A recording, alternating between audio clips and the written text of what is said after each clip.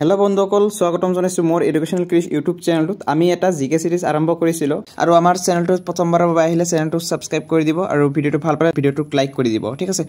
প্ৰথমটো প্ৰশ্ন হল চন্দ্ৰযান 1 ৰ মুখ্য বিজ্ঞানী কোন আছিল তো ইয়াৰে আপোনালোক অপচনবোৰ চাব পাৰিছে অপচন এ দিছে APJ Abdul Kalam option B দিছে J N Goswami option C দিছে নিধি শৰ্মা অপচন ডি দিছে এইবোৰ এটা নহয় ইয়াৰ কাৰেক্ট আনসাৰটো হল option B J N Goswami ঠিক আছে জে এন গোস্বামী এই চন্দ্ৰযান 1 ৰ মুখ্য বিজ্ঞানী আছিল ঠিক আছে নেক্সট কোৱেশ্চনটো লৈ যাও নেক্সট কোৱেশ্চনটো হল উত্তৰ পূব ভাৰতৰ প্ৰথম মুখ্য নিৰ্বাচন আয়ুক্ত কোন আছিল তো ইয়াৰে আপোনালোক অপচনবোৰ চাব পাৰিছে হৰিশংকৰ ব্ৰহ্ম জেমছ মাইকেল লিংডো হোমনাথ চেটাৰ্জী মণিশংকৰ আয়াৰ ইয়াৰ ভিতৰত কাৰেক্ট আনসাৰটো হল অপচন বি জেমছ মাইকেল লিংডো ঠিক আছে নেক্সট কোৱেশ্চনটো লৈ যাও নেক্সট কোৱেশ্চনটো দিয়া আছে যে নিম্নলিখিত কোনখন ৰাজ্য ভাৰতীয় সংবিধানৰ ৬ষ্ঠ অনুসূচীত অন্তৰ্ভুক্ত নহয় তো আপোনালোকে অপচনবোৰ চাব পাৰিছে অপচন এ দিছে মেঘালয় অপচন বি দিছে ত্ৰিপুৰা অপচন সি দিছে মিজোৰাম অপচন ডি দিছে মণিপুৰ ইয়াৰ ভিতৰত কাৰেক্ট আনসাৰটো হল অপচন ডি মণিপুৰ মণিপুৰ কি হয় মণিপুৰ ৰাজ্যখন ভাৰতীয় সংবিধানৰ ৬ষ্ঠ অনুসূচীত অন্তৰ্ভুক্ত নহয় ঠিক আছে নেক্সট কোৱেশ্চনটো হল অসম সাহিত্য সভাৰ প্ৰতীক কোনে আঁকিছিল এটা আপোনালোকে নিশ্চয় জানে অসম সাহিত্য সভাৰ যেটো প্ৰতীক আছিল সেই প্ৰতীকটো যুগল দাসে আঁকিছিল ঠিক আছে এই অপচনবোৰৰ ভিতৰত যুগল দাসটো হল কাৰেক্ট আনসাৰ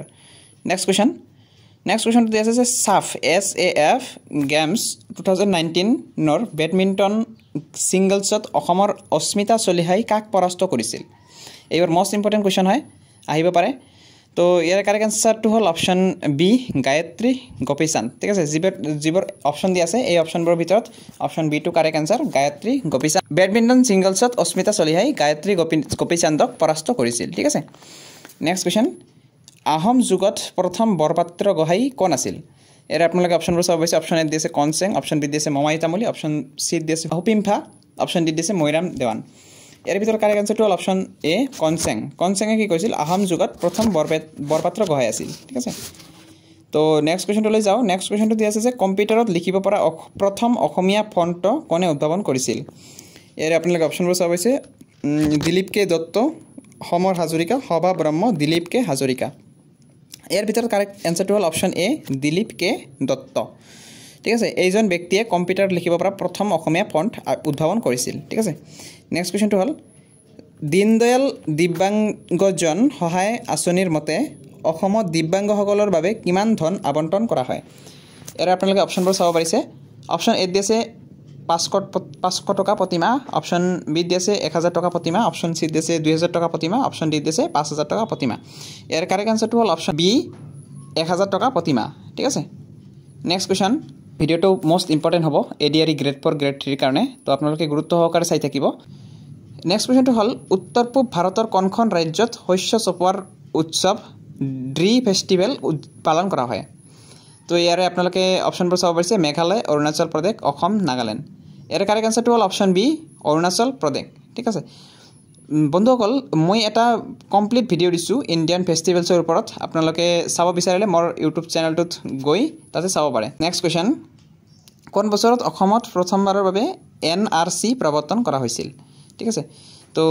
আপোনালোকে অপচনবোৰ চাব পাৰিছে এই অপচনবোৰৰ ভিতৰত কাৰেক্ট আনসাৰটো হল অপচন বি 1951 চনত ঠিক আছে 1951 চনত অসমত প্ৰথমবাৰৰ বাবে NRC প্ৰৱৰ্তন কৰা হৈছিল নেক্সট কোৱেশ্চনটো দিয়া আছে কোনখন ৰাজ্যৰ ৰাজধানী 2020 চনত স্মাৰ্ট সিটি মিছনৰ অধীনত 100 সংখ্যক স্মাৰ্ট সিটি হিচাপে নিৰ্বাচিত হৈছে ইয়াৰে আপোনালোকে চাব পাৰে কোহিমা দিছপুৰ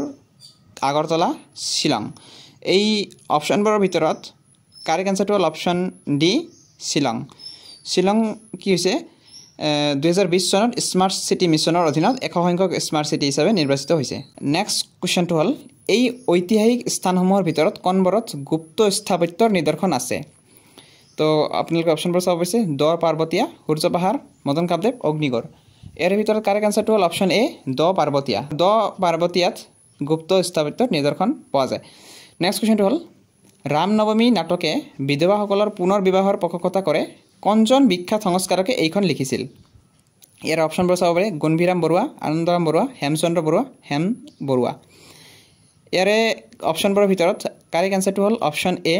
গুণভিৰাম বৰুৱা ঠিক আছে নেক্সট কোৱেশ্চন কোনজন অসমীয়া সাহিত্যকক 2020 বৰ্ষৰ সাহিত্য একাডেমী বঁটা প্ৰদান কৰা হৈছে ইয়াৰ আপোনালোকে অপশ্যনবোৰ চাব পাৰিছে অপশ্যন এ দি আছে doctor Jayashree Goswami Mahanta option B দি আছে doctor Rita Choudhury option C দি আছে অনুৰাধা শৰ্মা পূজাৰী অপশ্যন ডি দি আছে অপূৰ্ব কুমাৰ শইকীয়া ইয়াৰ ভিতৰত কাৰেক্ট আনসাৰটো হ'ল অপশ্যন ডি অপূৰ্ব কুমাৰ শইকীয়া অপূৰ্ব কুমাৰ শইকীয়াক অসমীয়া সাহিত্যিক 2020 বৰ্ষৰ বাবে 20 বৰ্ষৰ সাহিত্য একাডেমী বঁটা প্ৰদান কৰা হৈছে নেক্সট কোৱেশ্চন 2019-20 বৰ্ষৰ সৰ্বাধিক উপাৰ্জন কৰা অসমীয়া কথাছবিখন কি ঠিক আছে তো ইয়াৰে অপশ্যনবোৰ দি আছে অপশ্যনবোৰ দি আছে ৰত্নাকৰ অপশ্যন বি দি আছে কাঞ্চনজঙ্ঘা অপশ্যন চি দি আছে আমিক অপশ্যন ডি দি আছে বুকুৰ মাজত জ্বলে ইয়াৰ ভিতৰত কাৰেক্ট আনসাৰটো হ'ল অপশ্যন এ ৰত্নাকৰ কি হয় 2019-20 বৰ্ষৰ সৰ্বাধিক উপাৰ্জন কৰা অসমীয়া কথাছবি ঠিক আছে নেক্সট কোৱেশ্চন অসমৰ কোনখন স্থানত হিন্দু বৌদ্ধ আৰু জৈন ধৰ্মৰ পুৰাৱশেষ আছে ঠিক আছে ইয়াৰ অপশ্যনবোৰ চাব পাৰে সূৰ্য পাহাৰ মালেগড় কামাখ্যা মন্দিৰ কোণাৰ্ক ইয়াৰ ভিতৰত কাৰেক্ট আনসাৰটো হ'ল অপশ্যন এ সূৰ্য পাহাৰ ঠিক আছে সূৰ্য পাহাৰত অসমৰ হিন্দু বৌদ্ধ আৰু জৈন ধৰ্মৰ পুৰাৱশেষ আছে ঠিক আছে নেক্সট কোৱেশ্চন অসমৰ বিখ্যাত বাদ্যযন্ত্ৰ গগনা কিহেৰে নিৰ্মাণ কৰা হয় ইয়াৰে আপোনালোকে অপশ্যনবোৰ চাব পাৰিছে বাঁহ বেত মহৰ শিং চেগুন কাঠ ইয়াৰ ভিতৰত কাৰেক্ট আনসাৰটো হ'ল অপশ্যন এ বাঁহেৰে কি কৰা হয় গগনা তৈয়াৰ কৰা হয় নেক্সট কোৱেশ্চন হয়গ্ৰীৱ মাধৱ মন্দিৰ নিৰ্মাণ কৰিছিল মানে কোনে নিৰ্মাণ কৰিছিল ইয়াৰ অপশ্যনবোৰ চাব পাৰে আপোনালোকে বৰ্মনসকলে নে আহোমসকলে নে কছাৰীসকলে নে পালসকলে ইয়াৰ কাৰেক্ট আনসাৰটো হ'ল অপশ্যন ডি পালসকলে হয়গ্ৰীৱ মাধৱ মন্দিৰ নিৰ্মাণ কৰিছিল ঠিক আছে নেক্সট কুৱেশ্যনটোলৈ যাওঁ নেক্সট কুৱেশ্যনটো দি আছে যে কোনজন আহোম শাসকৰ ৰাজত্বকালত আলাউইৰ যুদ্ধ সংঘটিত হৈছিল ইয়াৰ আপোনালোকে অপশ্যনবোৰ চাব পাৰিছে ৰুদ্ৰসিংহ জয়সিংহ চক্ৰধ্বজ সিংহ